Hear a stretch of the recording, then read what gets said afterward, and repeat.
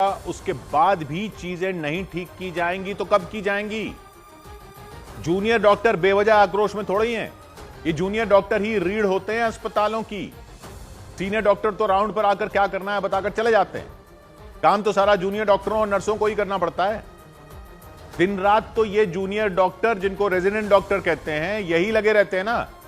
Ward में ये होते हैं, आईसीयू में ये होते हैं, ऑपरेशन थिएटर ये लोग संभालते हैं, मरीजों की तीमारदारों से ये जूझते हैं, रिश्तेदारों का गुस्सा ये झेलते हैं, कई लोग इनसे मारपीट तक कर बैठते हैं। इनकी कोई सुरक्षा नहीं। इतनी सारी इनमें लड़कियां होती हैं, उनकी कोई सुरक्षा नहीं।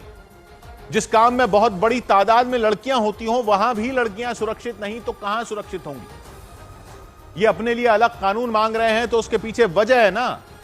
वो वजह दिख रही है सामने। उनकी ड्यूटी के घंटों का कोई हिसाब ही नहीं। जिस लड़की की हत्या की गई कोलकाता में, वो 36 घंटे की ड्यूटी पर थी।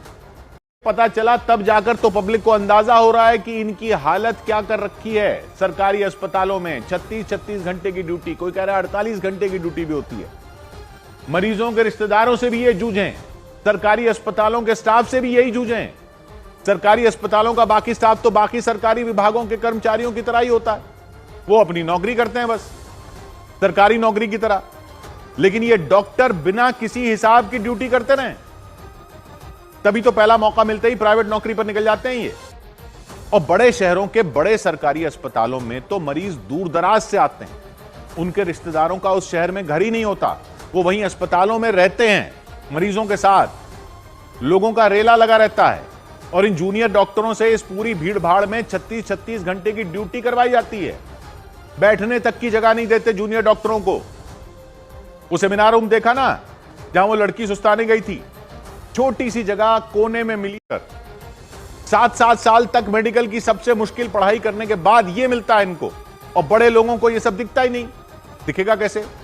क्योंकि बड़े लोगों के लिए तो प्राइवेट अस्पताल हैं, सरकारी अस्पतालों में तो गरीब जाते हैं, उनकी दुनिया ही अलग है। सरकारी अस्पतालों में तो बड़े लोगों के बच्चे तब जाते हैं जब उनको डॉक्टरी की पढ़ाई करनी होती है।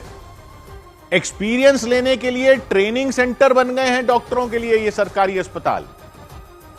लेकिन क्या गलती उनकी? कौन नौकरी करेगा ऐसे?